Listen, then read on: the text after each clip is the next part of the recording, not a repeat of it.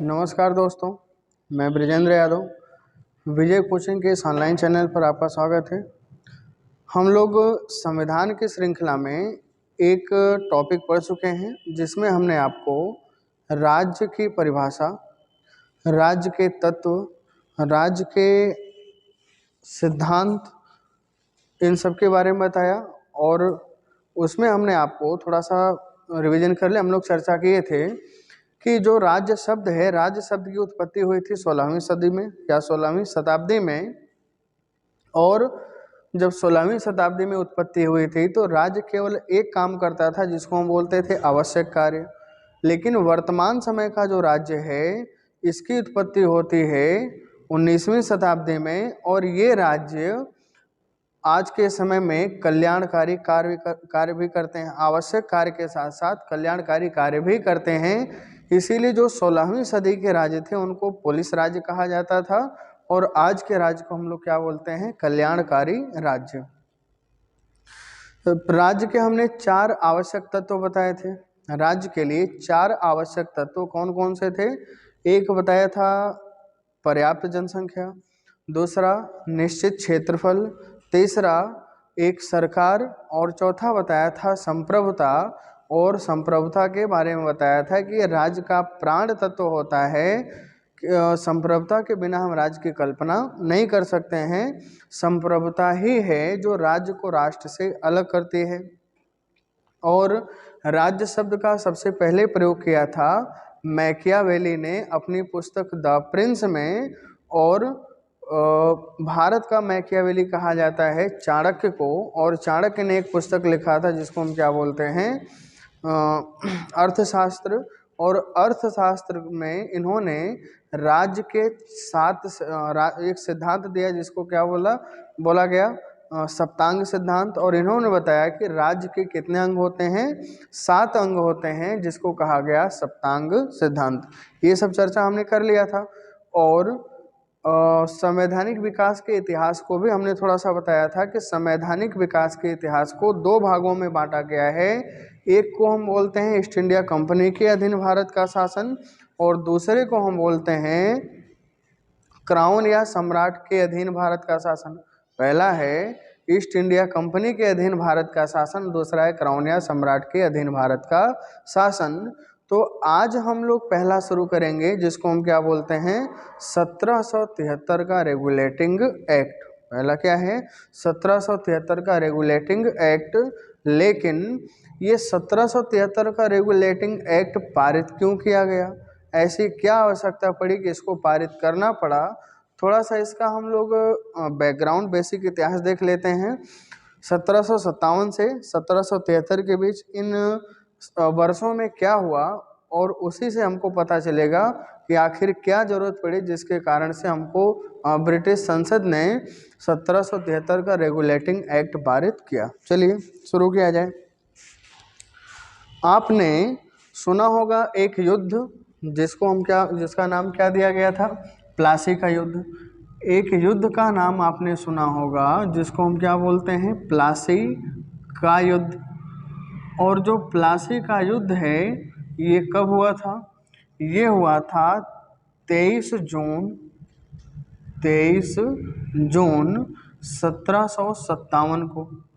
23 जून 1757 को हुआ था। और ये युद्ध किसके किसके बीच हुआ था? तो यह युद्ध हुआ था बंगाल के नवाब सिराजुद्दौला, बंगाल के नवाब सिराजुद्दौला और रॉबर्ट क्लाइव के बीच। रॉबर्ट क्लाइव के बीच हुआ था। रॉबर्ट क्लाइव के बीच हुआ था, या कह सकते हैं कि अंग्रेजी सेना के बीच हुआ था। अंग्रेजी सेना के बीच हुआ था। और इस युद्ध में सिराजुद्दौला का जो सेनापति था, उसका नाम क्या था? मीर जाफर। इसका नाम क्या था? मीर जाफर।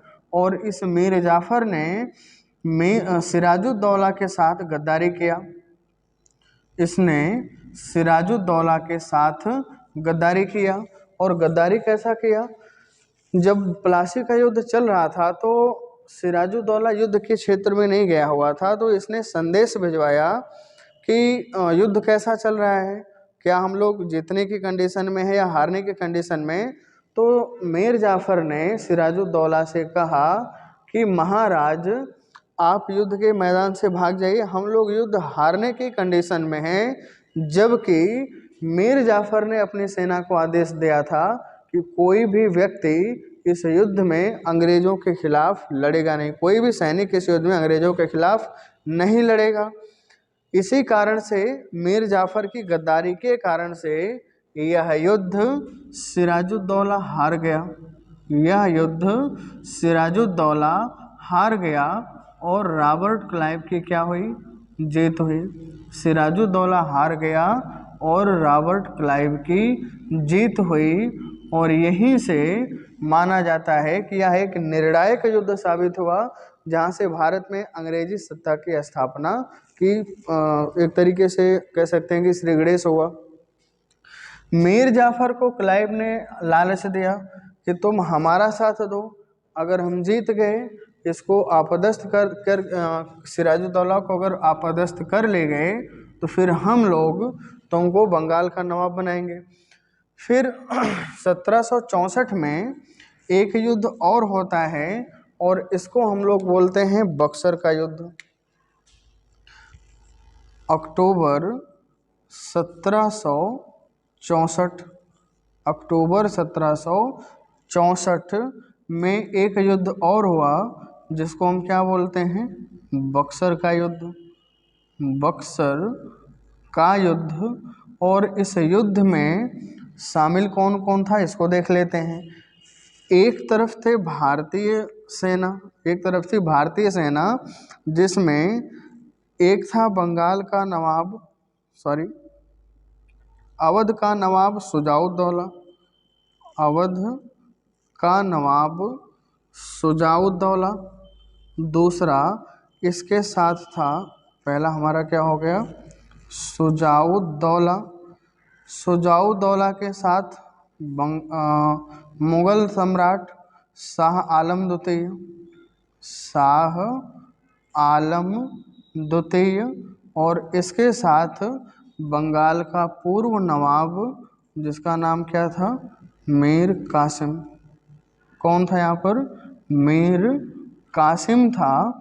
ये लोग एक तरफ थे, ये लोग एक तरफ थे और दूसरी तरफ था या दूसरी तरफ थी अंग्रेजी सेना। दूसरी तरफ थी अंग्रेजी सेना और इस अंग्रेजी सेना का नेतृत्व किया किसने, सेनापति हेक्टर मुनरो ने। किसने नेतृत्व किया, सेनापति हेक्टर मुनरो ने। और इस युद्ध में इन तीनों की संयुक्त सेना को पराजित किसने किया, हेक्टर मुनरो ने। तो यहाँ पर हेक्टर मुनरो की क्या होती है, कि अंग्रेजी सेना की जीत हुई और इन तीनों की संयुक्त सेना क्या हुई, हार गई। इन तीनों की संयुक्त सेना पराजित हो गई और हेक्टर मुनरो या अंग्रेजी सेना की क्या हुई, जीत हुई। किस युद्ध में, बक्सर के युद्ध में। और यह एक तरीके से बहुत ही निर्णायक युद्ध माना जाता है, बक्सर का युद्ध। और यहीं से भारत में अंग्रेजी साम्राज्य के एक तरीके से कह सकते हैं नींव पड़ी। कौन सा युद्ध है, बक्सर का युद्ध। अब थोड़ा सा कहानी समझते हैं। जब बक्सर का युद्ध समाप्त हो गया, बंगाल में पूर्ण रूप से अंग्रेजों का प्रभुत्व हो गया, तो अंग्रेजों ने यहाँ पर यह कह सकते हैं कि जो उस समय का हेड था रॉबर्ट क्लाइव, रॉबर्ट क्लाइव ने एक यहाँ पर मतलब नियम लागू किया जिसको हम बोलते हैं द्वैध शासन। ठीक, इसको देखते हैं। बक्सर के युद्ध के बाद एक संधि हुई। बक्सर के युद्ध के बाद एक संधि हुई और इस संधि को हम बोलते हैं इलाहाबाद की संधि। इसको हम क्या बोलते हैं, इलाहाबाद की संधि। और इलाहाबाद की संधि कब हुई, ये होती है 1700 1765, इलाहाबाद की संधि का वही 1765। और इलाहाबाद की संधि में दो संधि होती है, इलाहाबाद की संधि में दो संधि हुई, जिसमें से एक होती है 12 अगस्त 1765 को, एक होती है 12 अगस्त 1765 को, और दूसरी हुई 16 अगस्त 1765 को। एक हुई 12 अगस्त, दूसरी हुई 16 अगस्त। ये किसके बीच हुई? तो पहली संधि होती है रॉबर्ट क्लाइव और शाह आलम द्वितीय के बीच। रॉबर्ट क्लाइव और शाह आलम द्वितीय के बीच हुई। और दूसरी संधि होती है क्लाइव और शुजाउद्दौला के बीच। दूसरी हुई रॉबर्ट क्लाइव और शुजाउद्दौला के बीच। दूसरी किसके बीच होती है? रॉबर्ट क्लाइव और शुजाउद्दौला के बीच। ठीक, इन संधियों में होता क्या है थोड़ा सा और समझते हैं डिटेल में चल के। जब इलाहाबाद की संधि होती है तो इलाहाबाद की संधि में दो संधि हुई, एक होती है 12 अगस्त 1765 और दूसरी होती है 16 अगस्त 1765। पहली संधि हुई क्लाइव और शाह आलम द्वितीय के बीच। पहली संधि हुई क्लाइव और शाह आलम द्वितीय के बीच, और दूसरी संधि होती है क्लाइव और अवध के नवाब शुजाउद्दौला के बीच। इसमें हुआ क्या? जो पहली संधि हुई क्लाइव और शाह आलम के बीच, इसमें क्लाइव ने क्या किया? इसमें क्लाइव ने शाह आलम से बंगाल, बिहार और उड़ीसा की दीवानी प्राप्त कर लिया। बंगाल, बिहार और उड़ीसा की दीवानी ले लिया, दीवानी प्राप्त किया। ठीक, बंगाल, बिहार, उड़ीसा की दीवानी प्राप्त किया। किस संधि से? इलाहाबाद की पहली संधि से। और यहाँ पर दीवानी का मतलब होता है कि जो भू राजस्व वसूलने का अधिकार था बंगाल, बिहार, उड़ीसा, इसका अधिकार किसको प्राप्त हो गया? रॉबर्ट क्लाइव को। ये किससे लिया था? शाह आलम द्वितीय से लिया था। और बदले में क्या किया? शाह आलम द्वितीय को इलाहाबाद को तब बोलते थे कड़ा मानिकपुर क्षेत्र, और कड़ा मानिकपुर क्षेत्र किसको दे दिया? पेंशन के रूप में शाह आलम को, पेंशन के रूप में दे दिया शाह आलम को। और जो दूसरी संधि हुई थी उसमें इसने शुजाउद्दौला से युद्ध हर्जाना लिया। शुजाउद्दौला से युद्ध हर्जाना लिया।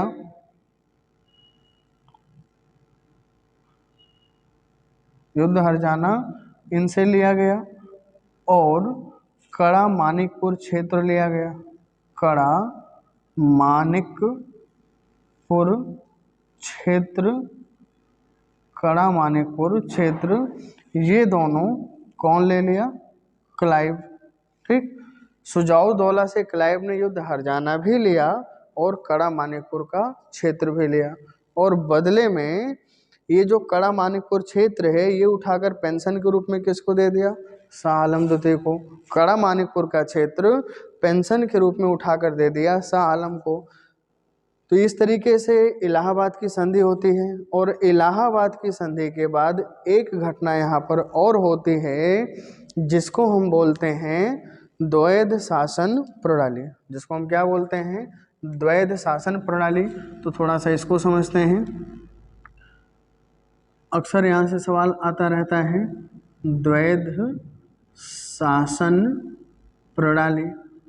द्वैध शासन प्रणाली, द्वैध शासन प्रणाली का मतलब होता है दो लोगों के द्वारा किया जाने वाला शासन। द्वैध शासन प्रणाली का मतलब होता है दो लोगों के द्वारा किया जाने वाला शासन। इसमें है क्या? अगर हम द्वैध शासन प्रणाली का जनक पूछें, अगर द्वैध शासन प्रणाली का जनक पूछा जाए तो ब्रिटेन का रहने वाला एक विद्वान था जिसका नाम है लियोनिल कार्टेस। जिसका नाम क्या था? लियोनिल कार्टिस, लियोनिल कार्टिस ये यूके के विधिवेत्ता थे, ये यूके के विधिवेत्ता थे और इन्होंने द्वैध शासन प्रणाली का मतलब एक तरीके से प्रतिपादन किया था। ये द्वैध शासन प्रणाली के जनक माने जाते हैं और इस द्वैध शासन प्रणाली को 1765 ईस्वी में 1765 ईस्वी में क्लाइव ने 1765 ईस्वी में क्लाइव ने बंगाल में लागू किया था, बंगाल में लागू किया। द्वैध शासन प्रणाली को बंगाल में किसने लागू किया?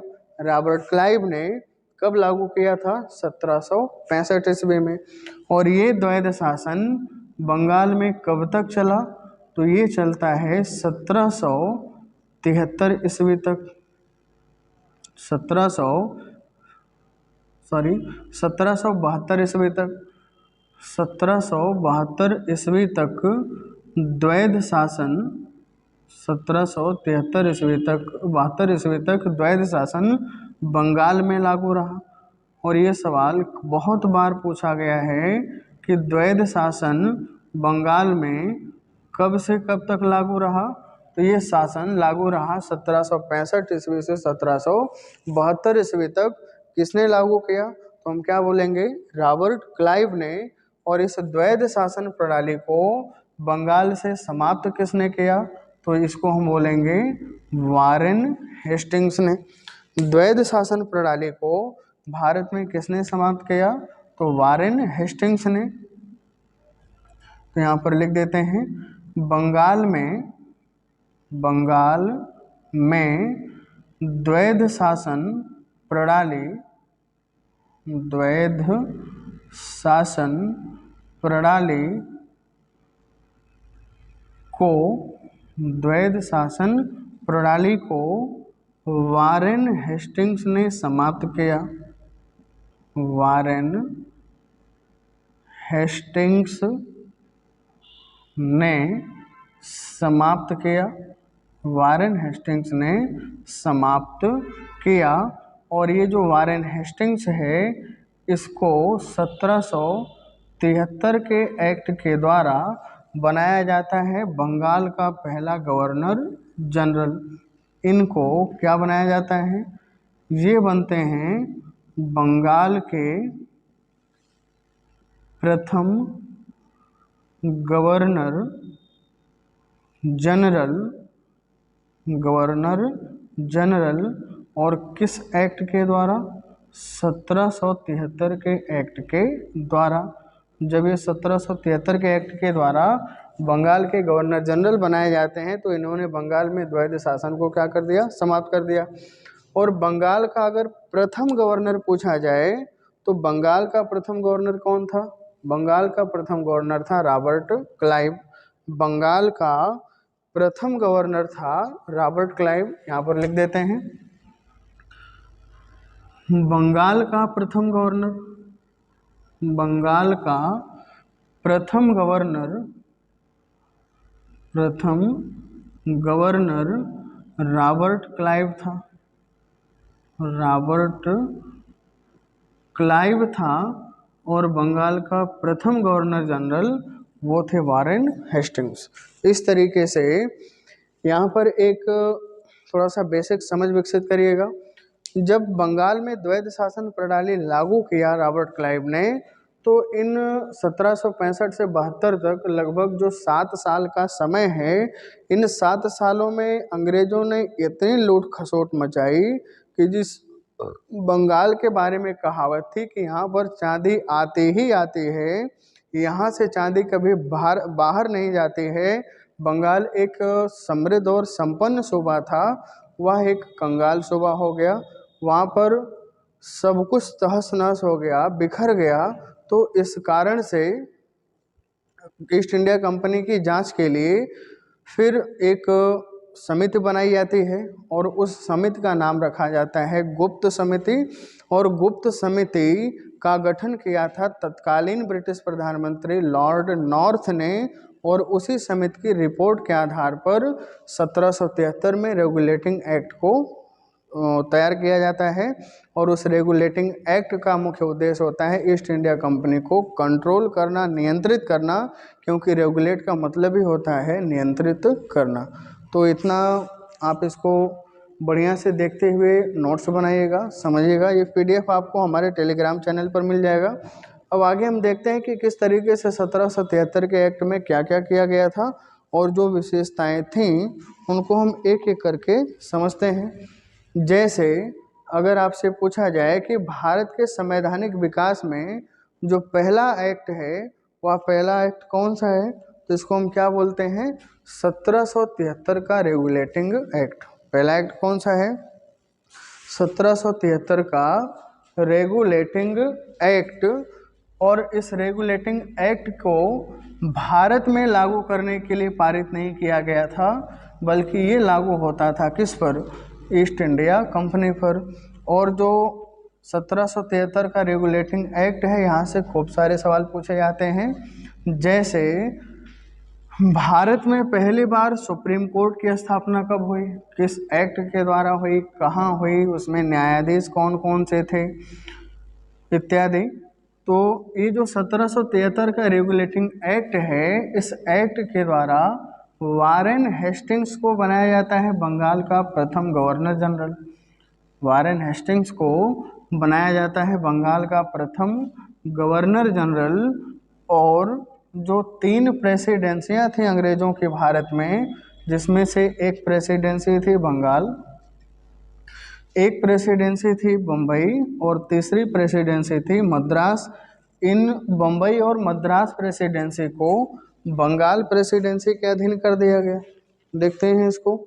जो 1773 का रेगुलेटिंग एक्ट है उसमें क्या क्या बातें हुई थी समझते हैं। हेडिंग डालिएगा, 1773 का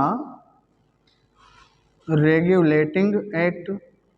रेगुलेटिंग एक्ट 1773 का रेगुलेटिंग एक्ट। इस एक्ट में क्या क्या हुआ था हम एक एक पॉइंट करके देखते हैं, जहाँ से खूब सारे सवाल पूछे गए हैं। जैसे इसमें पहला सवाल अक्सर बनता है, इस एक्ट के द्वारा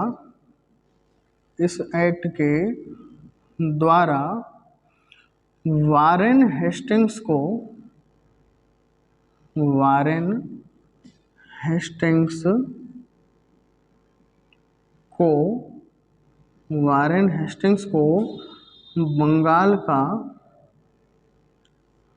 बंगाल का प्रथम गवर्नर जनरल बनाया गया।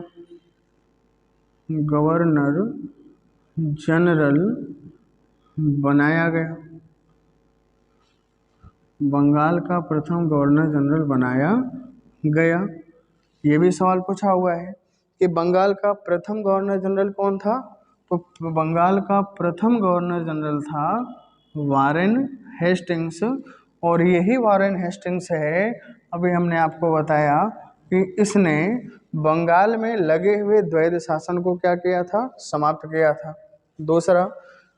दूसरी पॉइंट है इसमें, बम्बई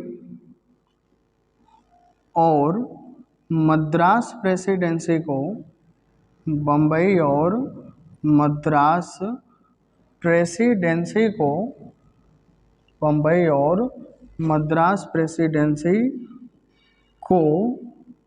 बंगाल प्रेसिडेंसी के अधीन कर दिया गया।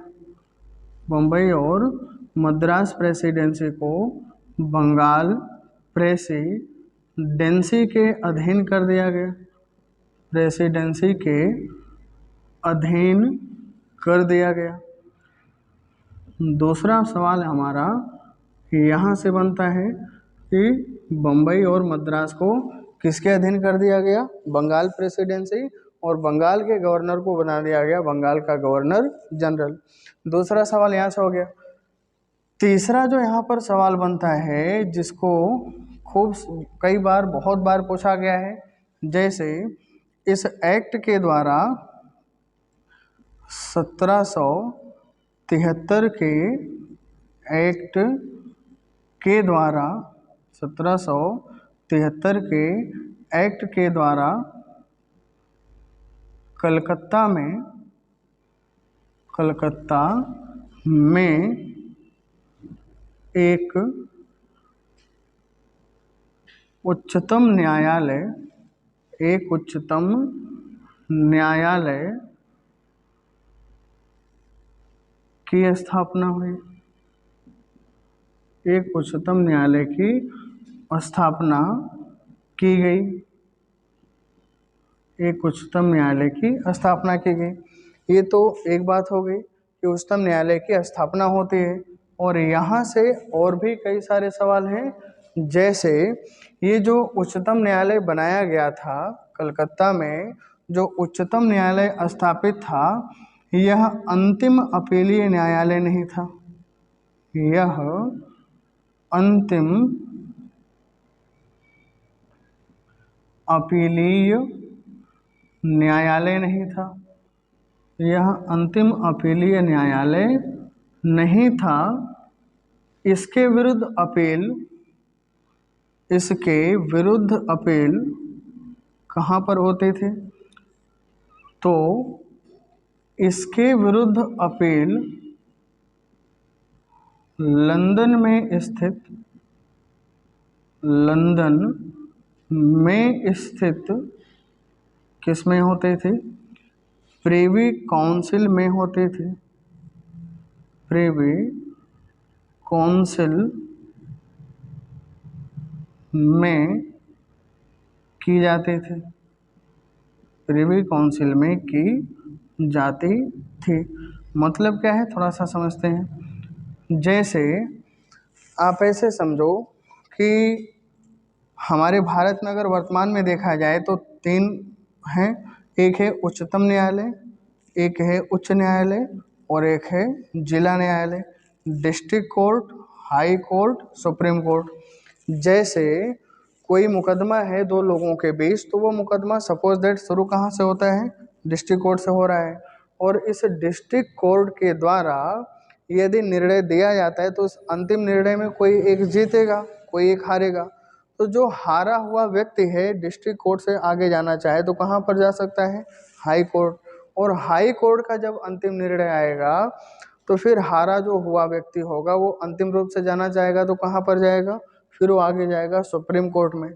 लेकिन जब सुप्रीम कोर्ट अपना निर्णय देती है तो सुप्रीम कोर्ट के निर्णय के विरुद्ध कोई भी व्यक्ति कहीं पर नहीं जा सकता है, क्योंकि सुप्रीम कोर्ट भारत का अंतिम अपीलीय न्यायालय है। सुप्रीम कोर्ट भारत का अंतिम अपीलीय न्यायालय है। इसका निर्णय जो सर्वमान्य होता है। लेकिन यहाँ पर जो कलकत्ता में स्थापित उच्चतम न्यायालय था, ये अंतिम अपीलीय न्यायालय नहीं था, बल्कि अंतिम अपीलीय न्यायालय कौन था? Privy Council. क्योंकि इसके विरुद्ध अपील कहाँ पर की जाती थी? प्रिवी काउंसिल में। तो एक सवाल ये हो गया। दूसरा सवाल क्या है? ये जो हमारा उच्चतम न्यायालय है, इस उच्चतम न्यायालय में कुल 4 न्यायाधीश थे। इस उच्चतम न्यायालय में कुल 4 न्यायाधीश नियुक्त किए गए। कुल 4 न्यायाधीश नियुक्त किए गए। कौन कौन से थे? एक थे सर एलिजाह इम्पे। कौन थे? Sir Elijah Impey. दूसरे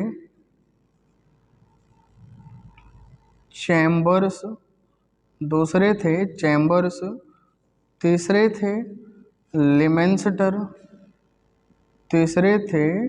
लिमेंस्टर। और चौथे थे हाइड। चौथे कौन थे? हाइड। और इन चारों में अगर देखा जाए कौन कौन क्या था, इसको समझते हैं। सर एलिजाह इम्पे जो थे ये मुख्य न्यायाधीश थे।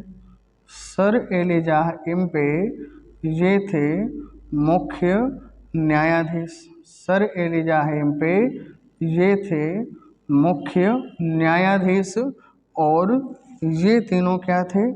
अन्य न्यायाधीश। ये तीनों थे अन्य न्यायाधीश। और ये सवाल पता नहीं कितनी बार पूछा गया है विभिन्न एग्जामों में कि 1773 में गठित उच्चतम न्यायालय का मुख्य न्यायाधीश कौन था, अन्य न्यायाधीश कौन थे। तो इस तरीके से यहाँ पर सवाल पूछे गए हैं। एक सवाल यहाँ से और पूछा गया है, उसको भी समझते हैं। 1773 के एक्ट के द्वारा 1773 के एक्ट के द्वारा कंपनी के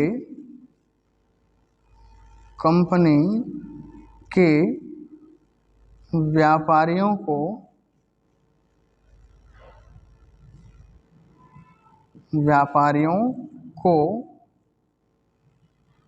व्यापार करने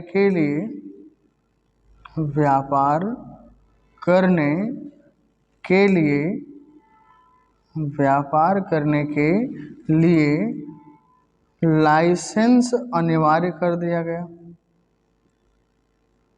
लाइसेंस अनिवार्य कर दिया गया।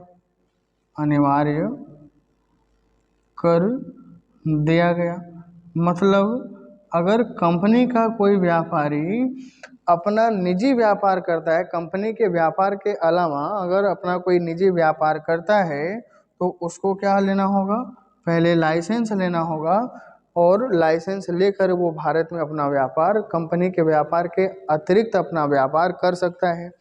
और एक सवाल और यहाँ से पूछता है अक्सर कि निदेशक मंडल, कौन सा मंडल? इसको हम क्या बोलते हैं? निदेशक मंडल, या इसी को हम क्या बोलते हैं?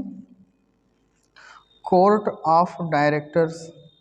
इसी को हम क्या बोलते हैं?